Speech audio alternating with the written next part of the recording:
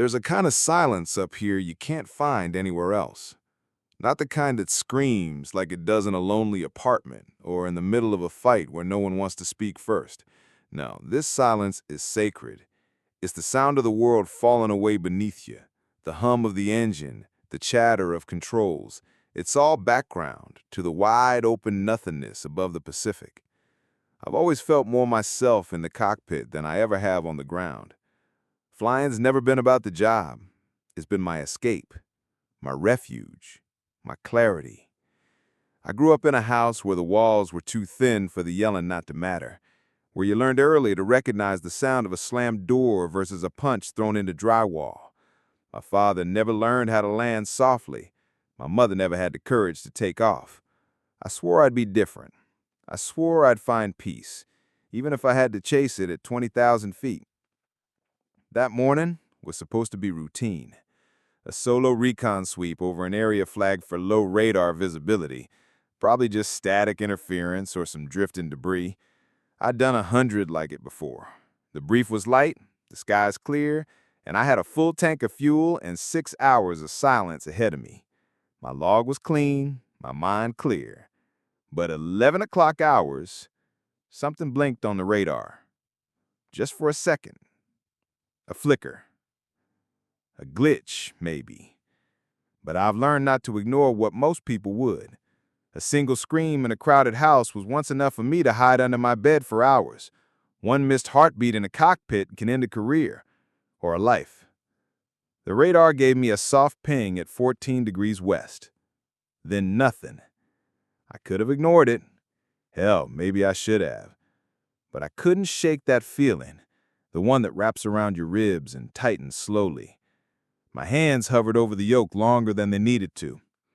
The Pacific stretched endless and blue beneath me, clouds like pulled cotton drifting without care. There was no reason to adjust course, except the weight in my gut told me otherwise. I thought about what Captain Morales once told me during a training run back when I was still trying to impress the top brass. He looked over at me mid-flight, chewing gum like it was his only real responsibility, and said, "Never ignore the little things, Coleman. The little things are what get you killed." I laughed back then. Today, I banked left. I marked the anomaly's location, double-checked the instruments, and set my heading. It wasn't panic. Not yet. Just curiosity laced with a cautious edge. A solo mission meant I didn't have to check with anyone. No debate, just instinct. And mine had kept me alive in far more dangerous places than this. As I dipped lower, adjusting altitude to get a better visual scan, I felt the piece start to unravel. That invisible thread, the one that tied me to control and calm, began to fray. I didn't know what I was looking for, but I knew I was about to find it. And part of me already wished I hadn't. From above, the island looked like any of the hundreds I'd flown over. A smear of green, ringed by white surf, tucked in the Pacific's endless blue.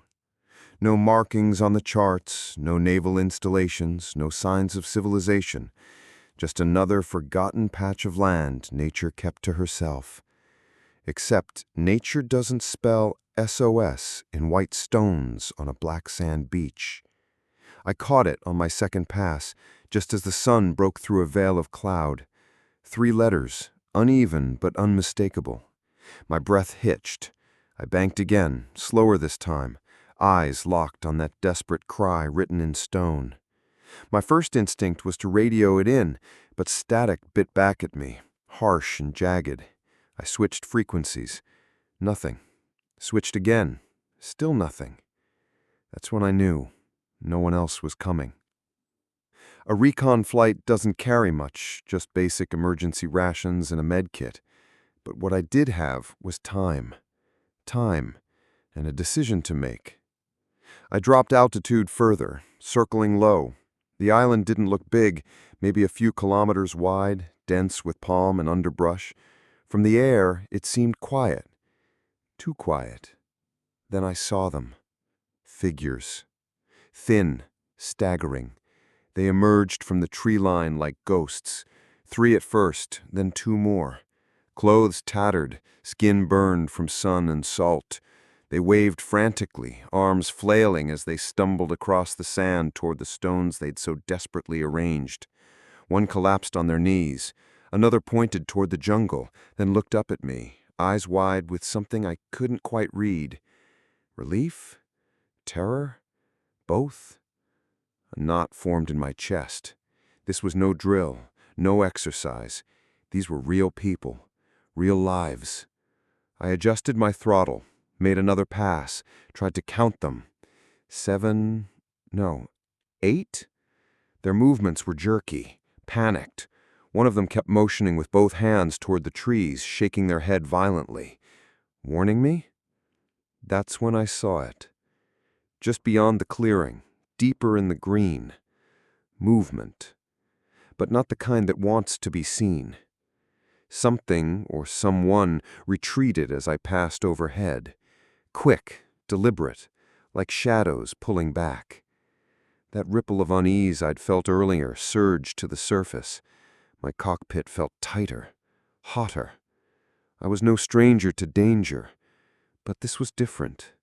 I wasn't dodging anti-aircraft fire or threading through hostile airspace.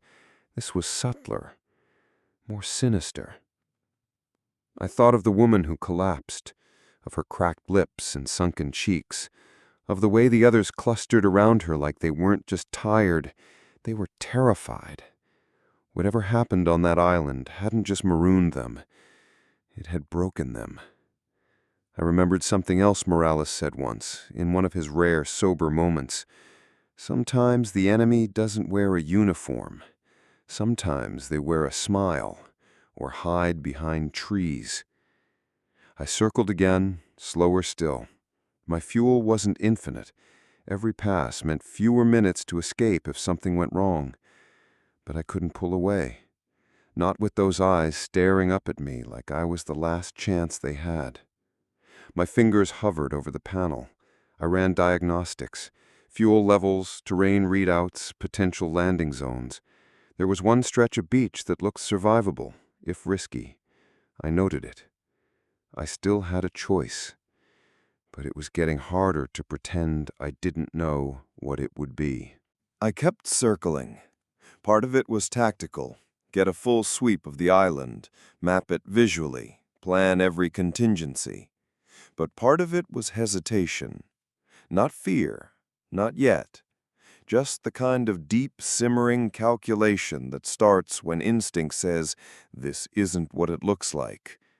Because if it was just a group of castaways, I would have landed already. But those people weren't just waving for help. They were warning me. I zoomed in on the terrain through my scope. The foliage near the beach was thick, but the tree line broke about 50 yards in. I saw what looked like makeshift shelters, branches bent, crude coverings of cloth or palm fronds, but nothing else. No wreckage, no signs of a boat or crash, just the survivors and that unsettling movement in the jungle. I banked low again. My radio spat static. I tried switching bands. Still nothing. I wasn't just out of range. Something was wrong with the signal. It was being blocked or distorted. Then I saw it. Barely a flicker. A figure deeper in the trees. Upright. Still. Not waving. Not even flinching at the engine roar above. It was like they wanted me to notice them, but not too clearly. Like a ghost halfway through becoming real. I marked the coordinates and slowed my pass. That's when the survivors started gesturing wildly again, not to be rescued, but to draw my eyes toward the jungle. 2 of them dropped to their knees, pointing, yelling up at the sky, even as the wind from my flyover kicked sand into their faces. It wasn't desperation. It was fear. And suddenly I understood. They weren't just stranded. They were being hunted. Something twisted in my gut. I felt my pulse tighten, my body go cold even in the heat of the cockpit. I'd seen prisoners of war before. I'd seen what captivity does to the human body, how it hollows out the eyes and shrinks the soul. That's what I was looking at now. Not castaways, prisoners. I narrowed in on the shadows. There were more now, subtle movement, almost synchronized. Watching, not from fear, but control. They weren't afraid of me. They were waiting, measuring. My hands tightened on the yoke. If I landed, I was entering someone else's domain. Someone who didn't want help to come. Someone who felt confident enough to let me see just enough. I could mark the coordinates, fly out and report. Protocol. Play it by the book. Return with a squad, with firepower, with reinforcements. But deep down, I already knew what the book wouldn't say. By the time help arrives, it might be too late.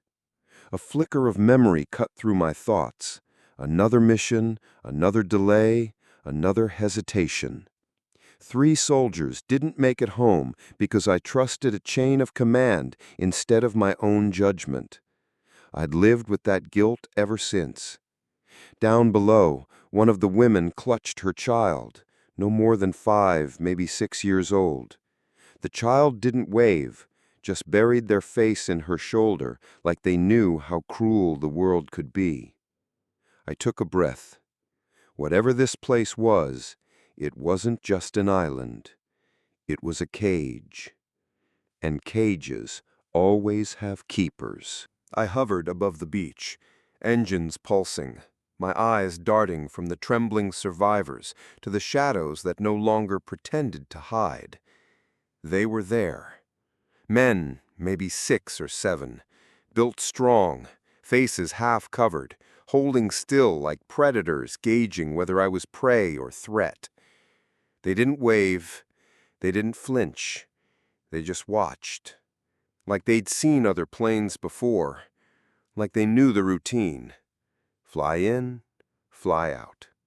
Nothing changes. Protocol would have agreed with them. My orders were clear: observe, document, and report. I wasn't search and rescue. I wasn't authorized to engage. The right move, on paper, was to mark the GPS coordinates, turn around, and file an emergency priority report. Someone else would handle the rest. That was the job. But my hands wouldn't move to the throttle. Instead, they trembled on the controls, because I knew something else too well, something the brass back home in temperature-controlled rooms didn't account for. Time. Time kills. By the time help arrived, those people could be gone, moved, silenced, erased like footprints in the sand. I'd seen it before, in deserts, in jungle valleys, in war zones the government never acknowledged. Sometimes help comes too late, not because it didn't try, but because someone hesitated, like I once did. My mind slammed backwards, uninvited. It was a convoy mission, routine, like this one. We intercepted a distress call, but were told to hold, wait for confirmation, wait for protocol. I waited, I obeyed, and 3 men, good men, bled out in the dirt before anyone even got clearance to act. I was the ranking officer. Their deaths lived in my nightmares ever since. Now, here I was again, watching lives dangled between rules and righteousness. And I could hear my daughters' voices echo in my head, the way they'd run to greet me after my last deployment, the way my wife would place her hand over mine when I couldn't sleep. She'd whispered once, "Don't lose who you are, just to follow orders." I swore I wouldn't. I looked down again. The woman clutching her child had fallen to her knees, holding up one arm, begging. And for a moment, she wasn't a stranger. She was my wife, my girls, every soul I had ever failed. A low rumble rolled across the sky. The storm was coming in fast, black clouds crawling across the horizon like a living thing. Lightning snapped in the distance. Rain wouldn't be far behind. I reached for the radio again. Dead. No signal. My backup beacon flickered, then cut out. If I left now, I might not make it back through the storm. If I stayed, I might not survive the night. But if I did nothing, I already knew what would happen.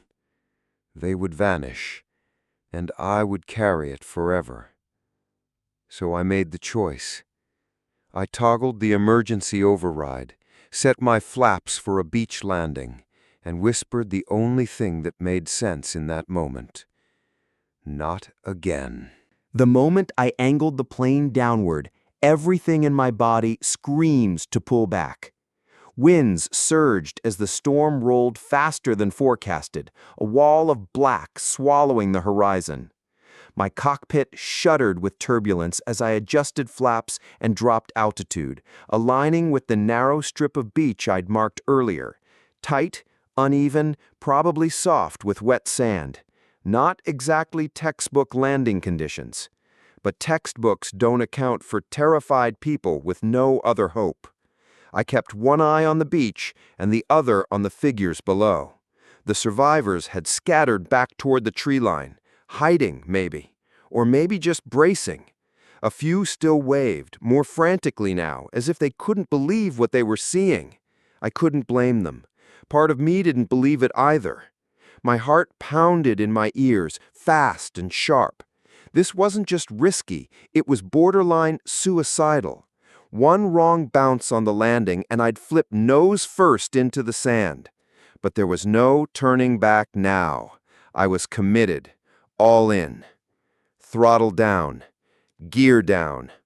Wheels kissed sand with a jolt that snapped my spine upright. The left tire sank deeper than I expected. I fought the roll with everything I had, banking slightly right, countering the wind with the rudder, praying I didn't hit a hidden rock or a buried log. The nose dipped, then caught. For a split second, I thought it was over. But then, it held. We skidded to a stop with barely 30 feet to spare. The plane groaned as the storm's first gust slammed into its side. I shut off the engines, unbuckled, grabbed my emergency kit, and threw open the hatch. The heat hit me first, thick, suffocating air. Then the rain coming in sideways, hot and heavy. And then, movement. They ran. 6 of them at first, then a 7th limping behind. A teenage boy, clothes shredded, barefoot. The woman with the child was among them, holding her daughter tight against her chest. Their faces were half hope, half disbelief. I stepped out, boots sinking into wet sand, arms out to show I wasn't a threat. The woman reached me first. She collapsed at my feet. Not from dramatics, her legs just gave out. The child clung to her, eyes wide and dry. Too dry. I'd seen that stare before, in combat zones. It's the look of someone who's cried so long they've forgotten how. I knelt, pulled out the water ration pack, tore it open, and offered the pouch. She took it like it was holy. The others gathered close, eyes darting not at me, but at the trees. They were still afraid. Of what I didn't yet know. I scanned their faces. Malnourished, bruised. One man had a crude bandage wrapped around his side, stained dark. Another looked barely conscious. And I realized I was too late. Not for all of them, but not soon enough either. Behind them, closer to the tree line, 2 small mounds of stones were stacked. Carefully, deliberately. Graves. I swallowed hard. I didn't ask who. I just stood up, turned toward the jungle, and waited. Because I knew. They weren't alone. We huddled under the wing of the plane as the storm broke loose. Sheets of rain pounded the fuselage like fists from the sky. Wind howled through the palms, bending them to their knees. The survivors stayed close, trembling, not from cold, but from memory. Trauma clung to them like the wet clothes on their backs. I moved between them, handing out what little I had: water, protein bars, emergency blankets. The woman who had collapsed, her name was Leah, touched my arm as I knelt beside her. Her fingers were skeletal, her grip weak, but her voice, when she spoke, was steady. Danger. I leaned closer. What do you mean? She pointed to the jungle. Her lips trembled, but not from the storm. Then she said something else, barely audible. Not alone. They won't let us go. And I understood. These weren't survivors of a crash. They were captives. I turned to scan the tree line, and that's when I saw them again. No longer shadows, no longer pretending. 3 men stepped from the brush, slowly, calmly, like they owned the place. Their bodies were lean but powerful, sun-hardened, clothes torn but functional. One held a rusted machete, another had a length of rope coiled at his side. The third, tallest, bald, eyes like granite, carried nothing but authority. He looked at me directly, unblinking, and took a slow step forward. I rose to my feet. The others cowered behind me. It was one of those moments where time doesn't freeze, but sharpens. The rain, the wind, the weight of soaked fabric against my skin, everything felt hyper-real. I stood between 2 worlds, the one I came from, filled with rules and rank, and the one that I landed in, where none of that mattered. Leah whispered, "They keep us here. They say no one's coming, that we're forgotten." My throat clenched. I looked at the men again. Their posture wasn't panicked. It was predatory. Not desperate, but dominant. Like this island wasn't their prison, it was their kingdom. They didn't speak. They didn't need to. Their message was clear: leave, or stay and die. I took 1 step forward, and so did they. One of the younger survivors, a boy no older than 16, let out a sob behind me. I felt it like a punch to the spine. These weren't just strangers anymore. They were under my protection now. The man with the machete finally spoke. "This is our place." I met his gaze. Not anymore. His eyes narrowed. Then he smiled. It was the smile that did it. Cold, confident, like he thought I was just another fly caught in their web, like he'd played this game before and always won. I looked up at the plane, storm-battered, still grounded. My radio was useless. My flare gun was strapped to my side, but flares weren't bullets. Still, I had something more dangerous: resolution.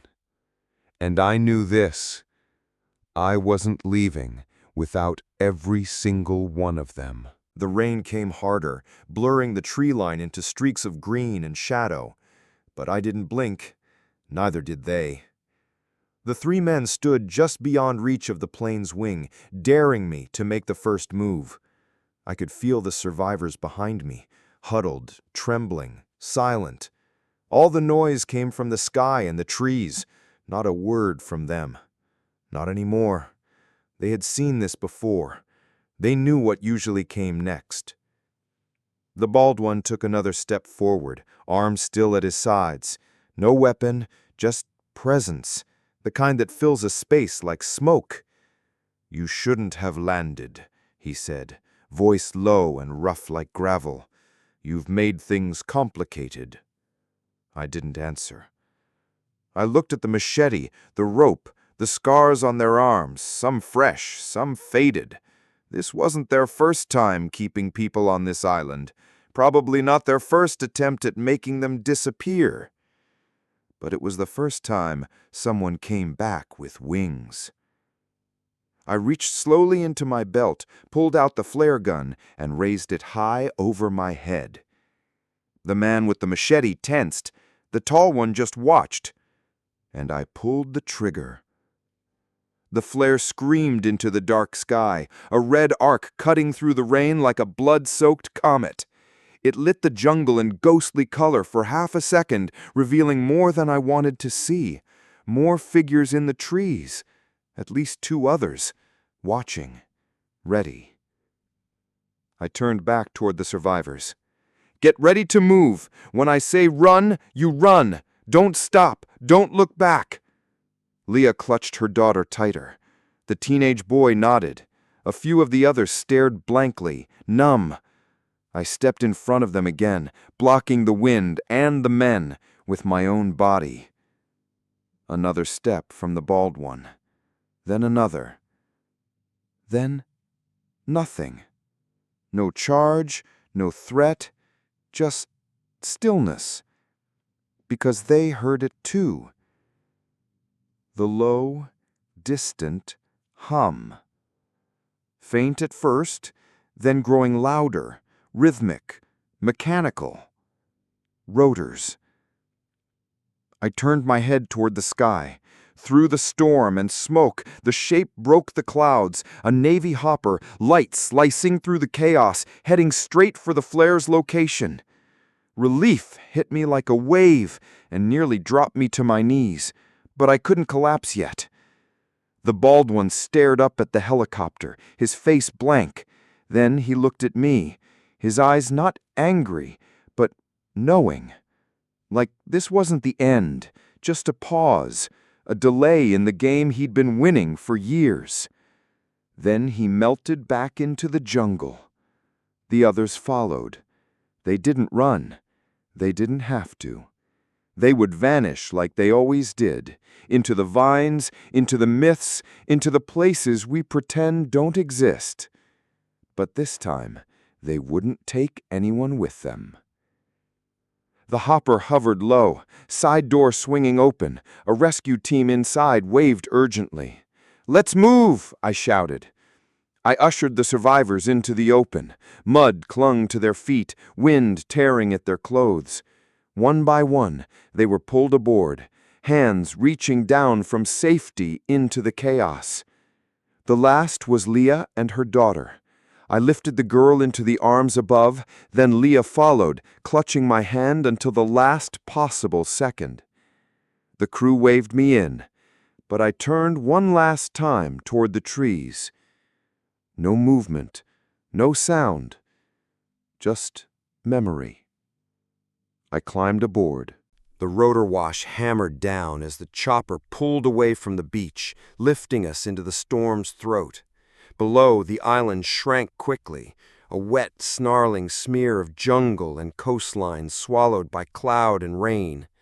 From above, it looked like nothing, just another dot in the Pacific, just another secret. But I knew what it really was.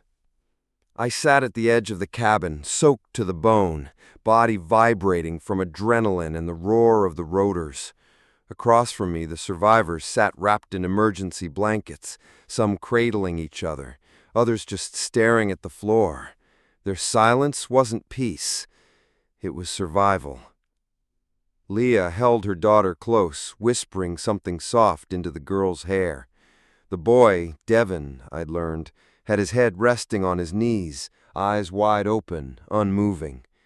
A medic leaned over to check my vitals, but I waved him off.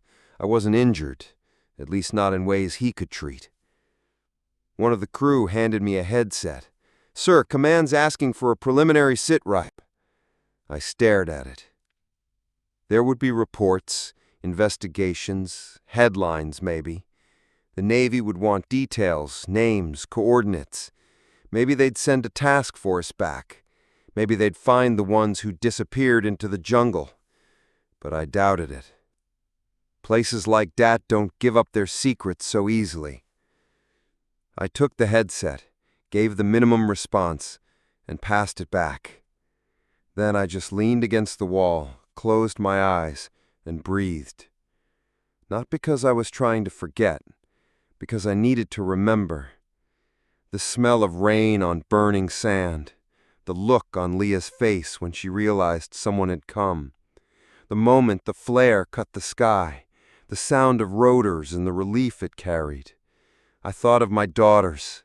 I pictured their faces as they slept, warm and safe, never knowing how many others never got that chance. I thought of the promise I made to myself to never turn away again, and this time, I hadn't. Doing the right thing isn't always dramatic. Sometimes it's just a quiet choice made in a cockpit, in a storm, with no guarantee of anything. Sometimes it costs you everything, and sometimes it saves lives. I looked across at Leah. She met my eyes and nodded once. A thank you that didn't need words. I leaned my head back against the wall, listening to the thrum of the blades. I was exhausted, drained, but beneath all of it, something steady pulsed in my chest. Not pride, not even relief, just peace. Because for the first time in a long, long time, I'd kept my promise. I'd done the right thing, even when it almost broke me.